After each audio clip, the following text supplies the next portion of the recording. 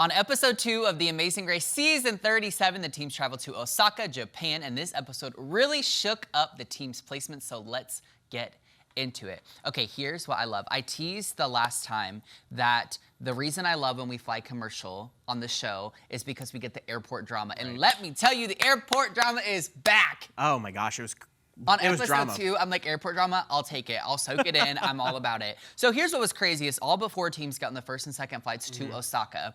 The 4 teams left, though. Here's what was interesting. 2 of the teams just kind of sat and wallowed and were like, whatever, we'll just get there when we get there. The other teams, though, which were Melinda and Erica and then Pops and Jeff, they were like, we're going to go up and we're going to talk to the desk attendant. We're going to see if we can work our way kind of onto a different flight. Right.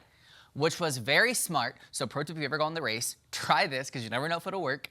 Because they ended up getting on the second flight with the rest of the teams. Which, good for them because they worked hard to get on that. They worked so hard to get on that. Now, what that left then, and what was interesting, I guess, is that Lori and Scott and Bernie and Kerrigan were then left on a 3rd flight on their own to go to Osaka. But Bernie and Kerrigan went off on each other. They were so mad. I was like, this episode's gonna be crazy. I mean, I can't remember which one it said, but one of them's like, I don't like to lose. We're better than everybody here. And it's like... No, I know. Well, and I'm like, for it to be only, what, the second leg? Right, literally. And the start of the second leg. So we've only gone through one full leg here.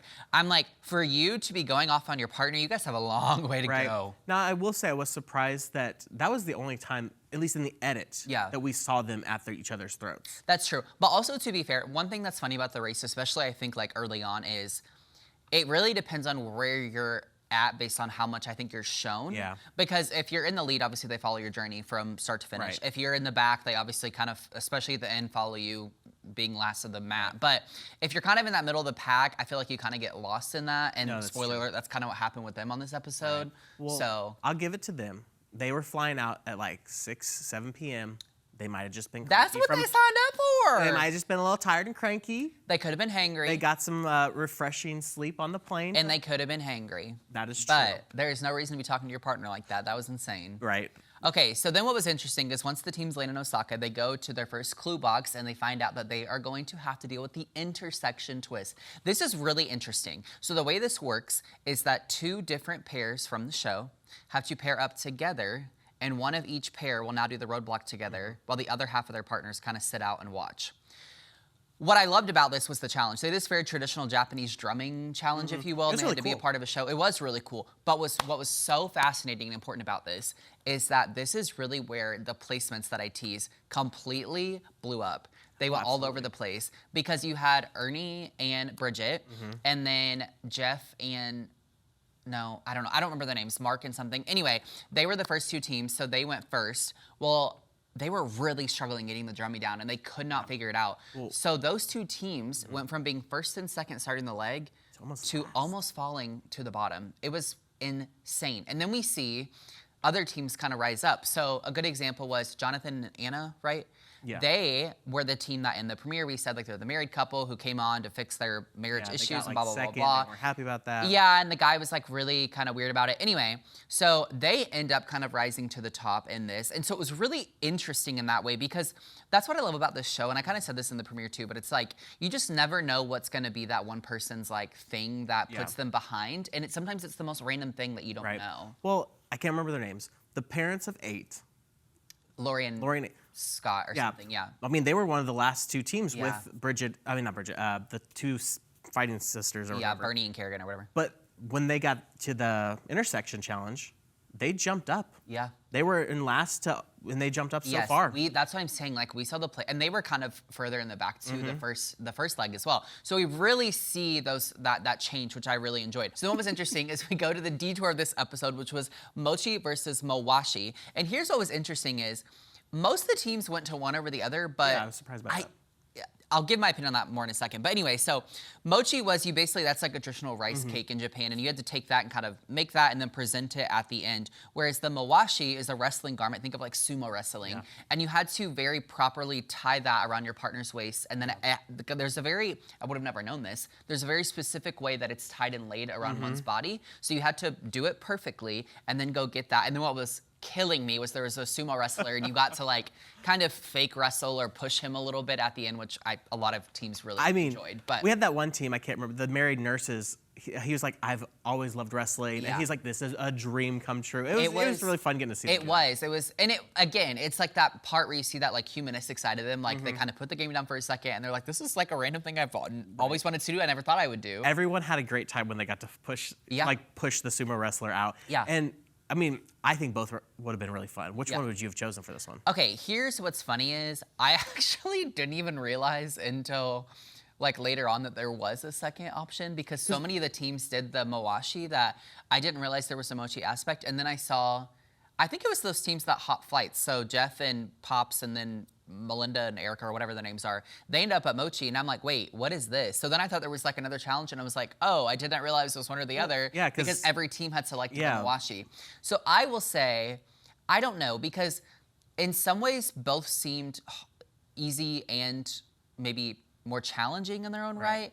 But what I will say is I feel like a lot of the teams actually struggled more with the Mawashi and getting it perfectly laid. So I'm like, maybe the Mochi would have been easier. I don't know. Well, it was almost more of a detail-oriented challenge for the Mawashi versus the Mochi challenge, which was more like strength. Because you had to like sling that hammer. And they even talked about how Pops and Jeff were lumberjacks. And they were like, he's just going at it with this like, and we're just over here like, yeah.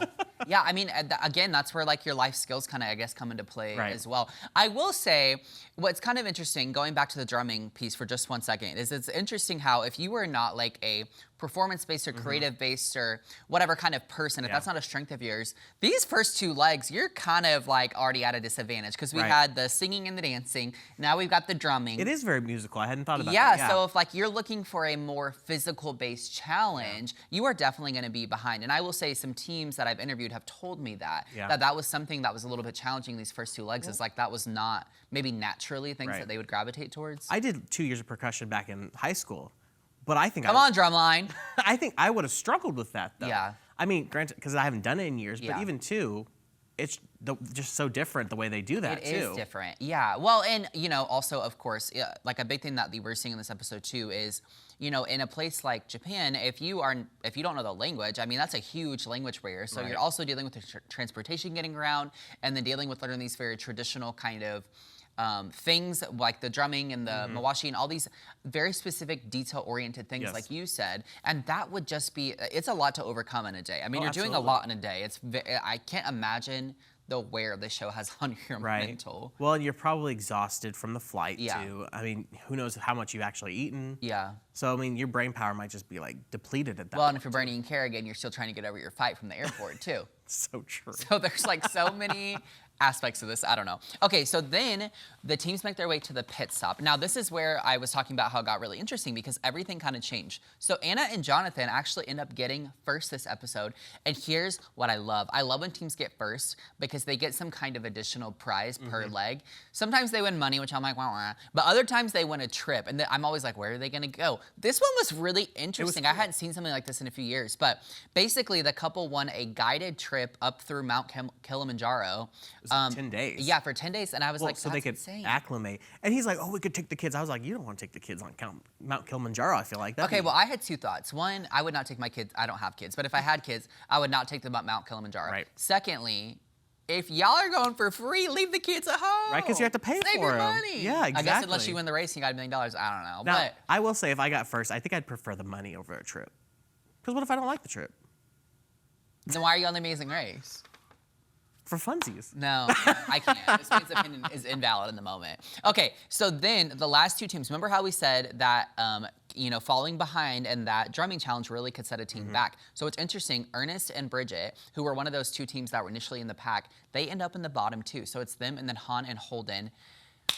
And kind of surprising turn of events, Ernest and Bridget are the ones that are ultimately eliminated, which was heartbreaking to see because they had done well in the first leg. They were literally in first at the start of the episode and they fell all the way down. Ernest felt so bad, but it was close because even Jeff was like, Phil was like, here's another team coming behind you to Holden and Han. Yeah. So it was close. I honestly thought for a second maybe Ernest and Bridget would pull it off and get ahead. Yeah, but I thought so too. And it's so funny too, because I would love to be there from like the editor or producer perspective, being like, all right, how far apart are they actually? Because that's a team where or that's a situation where I do feel like they were probably really close versus Yeah. the premiere. I think those girls were a little bit further behind, but it would be so interesting because if you're like watching it from the behind the scenes but live, right? Right. You're like, okay, what's the difference? Is it because one's taxi is slower than the others, or is it because some people are just slower runners? Like, Right. what is the situation and why are we behind? That would be really fascinating. I did get the chance to chat with Ernest and Bridget. They were lovely, and they were actually my deep tease in this recap was they were one of the people that were like, we are not naturally people that would gravitate towards singing or dancing or the drumming. And so they were like, we were hoping for more physical activity. Because we do see that on the race. Sometimes it's, very physically inclined, or they're jumping out of a plane, or they're doing some kind of swimming thing, or you never know what it may be. And like I said, I think if you are not innately good at those more performative things, I think that maybe the first and second legs of this would have been really challenging for you. Oh, absolutely, yeah. Well, I feel like sometimes it seems to lean one way. It's either strength or something else.